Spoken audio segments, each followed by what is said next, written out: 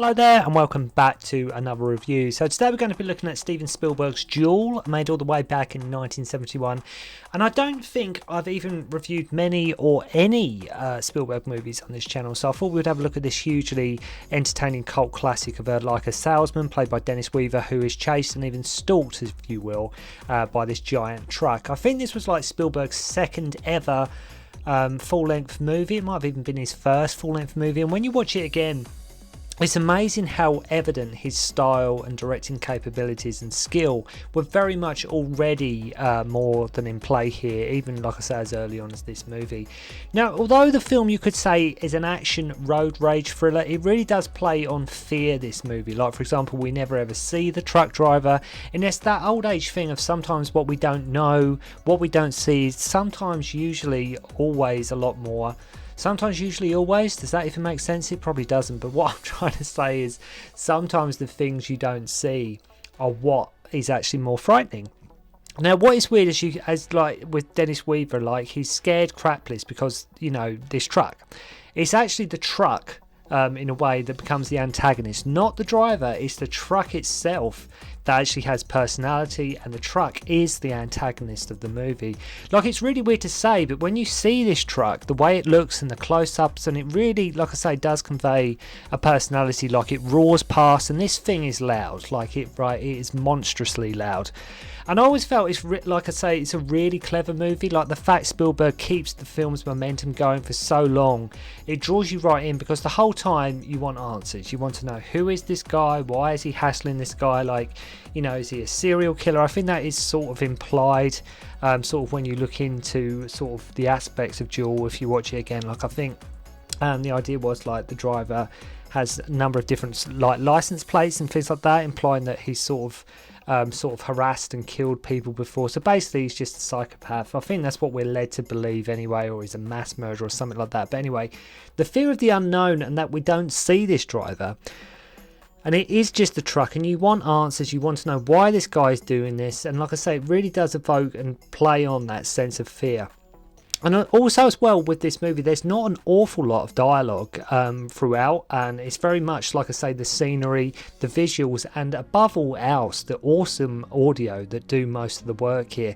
Now, bearing in mind, this was a TV movie. Okay, this was a TV movie, and I think it was around originally 75 minutes in length, and I think Spielberg filmed extra scenes to bring it up to 90 minutes for when it was released theatrically. And I think that's what a lot of people forget with Duel. Like they think, oh, it's just a movie. It's like this was a made-for-TV movie, and like I say, that it does.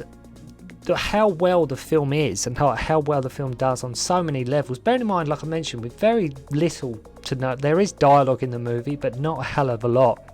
And I think it's even been lauded as one of the greatest television movies of all time. I think it was released as part of sort of the ABC movie of the week originally. And what is great about Dennis Weaver's performance in this is like he plays it with the right amount of like vulnerability that you actually sort of feel sorry for like him as he's sort of being harassed.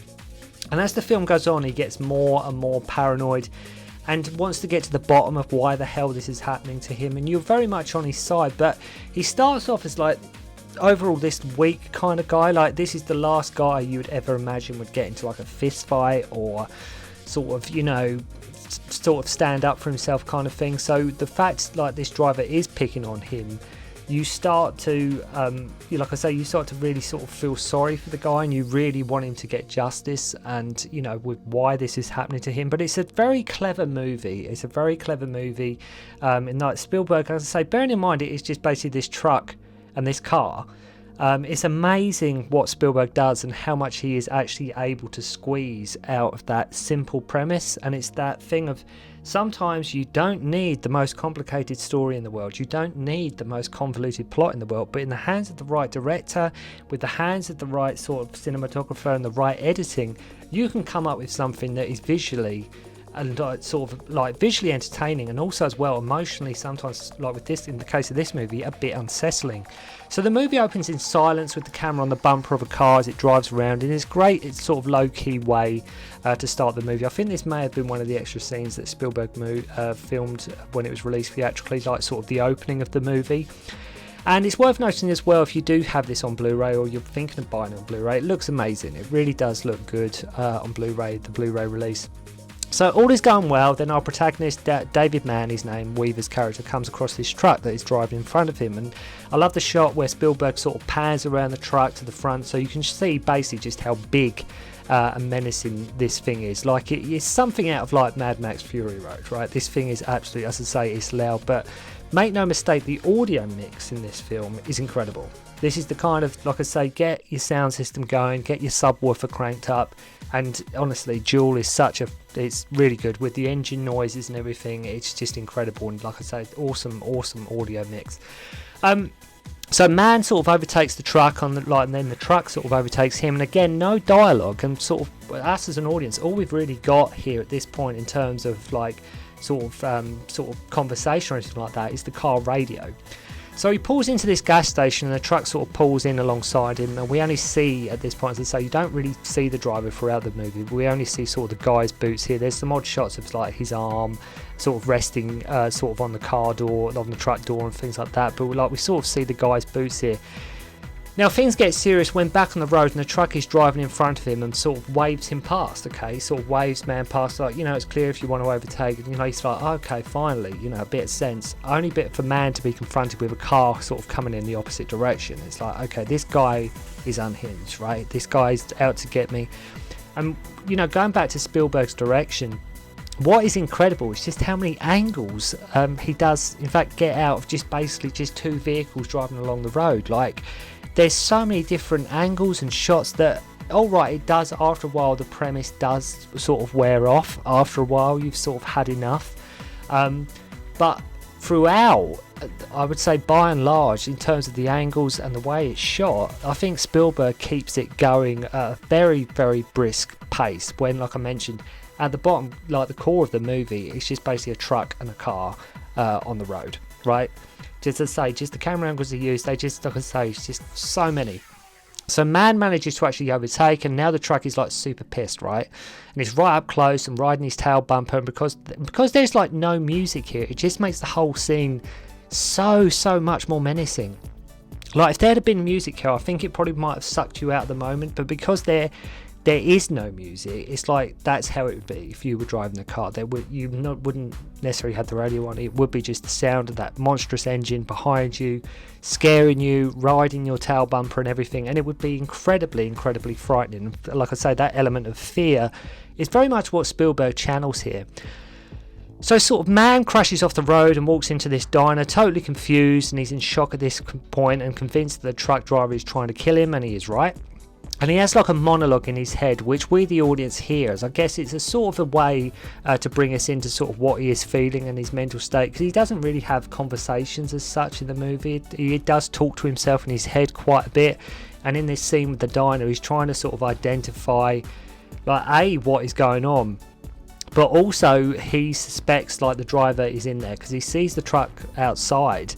And he thinks, okay, who is the guy? And he's getting paranoid, he's neurotic, he's had enough, he's, like I say, he's frightened, he's scared, and all these things, and he's just like, why is this, what is happening here? But it's a great scene here too, where like when he does see the truck parked outside, and you're like, oh god, like the truck driver's in there, right? You're thinking, oh my god, he's in there, like it's one of these people, this is one of the guys, one of these people in this diner is the one that's hassling him. To be fair, David is just like, he's suspecting all of them at this point, right? Every single one of them, he's sort of like, oh, it could be that guy, it could be this guy. So after a scene with David helping this bus of kids, the truck just starts to ram like David into like a train track crossing as well. And it's a really freaky scene too, where David stops at this like old lady's house, and she has got like these loads of snakes and things like that, and calls the police. But now the truck just basically goes crazy and just basically comes to run him down. He escapes and manages to park up and like sleeps, and no doubt exhausted from all that is happening. And there's a point as well where he's sort of like losing his grip on like being conscious and unconscious, because he sort of sleeps by like the train tracks, and then he wakes up thinking it's the truck, but it's actually a train. And he, like, obviously this, you know, it's really impacted him and everything. But when he goes to this old lady's house and the truck just comes at him as he's sort of on the phone and making it, it's scary. It is scary, because you know this truck at this point, there's no doubt in anybody's mind, this guy wants to kill this guy, right? This guy wants to kill man. He's definitely after him. But it's, as I say, it's incredibly menacing, and it's, as I say, it's just it plays into that. What would that be like if you was being sort of harassed like that on the road? So to say, he wakes up, he's sort of really like doubly exhausted from all that's happening, and he starts driving again. The truck is just parked up and like sort of won't let him pass. And it's amazing, like I say, how many inventive things Spielberg comes up with to make this truck more terrifying. You couldn't just simply have, okay, we'll just have the two vehicles on the road and they're just sort of trying to overtake each other or ram each other the whole movie. That's not going to be an entertaining film. But you have to come up with a few little set pieces, like, for example, at the diner, the truck just parked in the tunnel, the truck parked in the middle of the road. All these little things to make it just, all right, it's sort of give or take the same thing, but to just put, a bit more, something a little bit different every single time this truck appears. So he makes off again, and his car is having problems with its radiator hose, and I say it's super tense as his car is basically sort of giving up on him. And you have to bear in mind, his car is all he's got left, right? Without his car, he is absolutely screwed. And like I say, the novelty does wear off a bit as the movie goes on, but in many ways you could even argue it's one of Spielberg's probably best action films, bearing in mind how early this was and the amount of, the plethora of films Spielberg's done since. But in terms of action films, it's far above and beyond sort of, what I'm trying to say is it's obvious this was from a very talented filmmaker, as early as what this is. But I think it's probably one of Spielberg's best action films, full stop. And like I say, it keeps you entertained, and every new dilemma the man faces, you're like, okay, what's going to happen next? Because you just, like I say, you want to get to the bottom of this. You want to know who this guy is. Anyway, it ends with a head-on collision, a man sort of jumping out of his car, and the truck gets sort of annihilated going over this cliff. And it's wonderfully shot too, wonderful slow motion, isolated music score. And I love how we see the blood-soaked steering wheel and a lot of the wheels coming to a gradual stop, as though I'd like to tell the audience, like, yes, it is definitely over.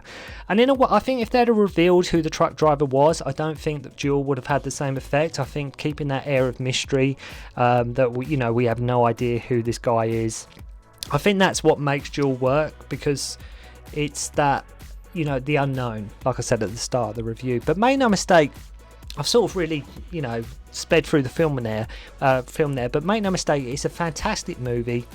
Super simple premise, but you are entertained throughout. Yes, the ending is a bit sudden, but I think this was a movie that put Spielberg on the map, right? I think nobody can argue with that, and many could argue this was sort of his warm-up to Jaws. There are sort of Jaws-type vibes in this movie. And I can't stress just how amazing the audio is, like I mentioned, with the car engine noises and everything. It's got an awesome audio mix. Not so much the score, the music in it that is used is fine, but in terms of the audio mix and the car engine and everything else, the car engine noises, it really does make Duel, like I say, incredible. And it's, like I mentioned, it's also a fine example how you could have the world's most simplest plot, like the most simplest plot you care to mention, but if you are in the hands of a good director, then that's all you need for a good movie. So I've sort of skipped through Duel really quickly there. As I said, I don't think I've reviewed many Spielberg movies on this channel, but if you have seen Duel, let me know what you think of it. Do you think it's one of Spielberg's best movies? Have you been meaning to see Duel? Have you never heard of Duel? Let me know what you think of the movie, because I think it's awesome. It's a film that I think it's got a strong cult following, and rightly so. But I think when it was released, even then, back when it was released, I think it was quite obvious this was a guy that was going places in terms of Spielberg and his style, because it's quite obvious this is, a bit ahead. It's almost too good for a television movie, and I think that's why it was released theatrically. But let me know in the comments below what you think of Duel. So thank you very much for watching. Hope you enjoyed the review, and I'll see you again soon. Don't concentrate on the finger, or you will miss all that heavenly glory.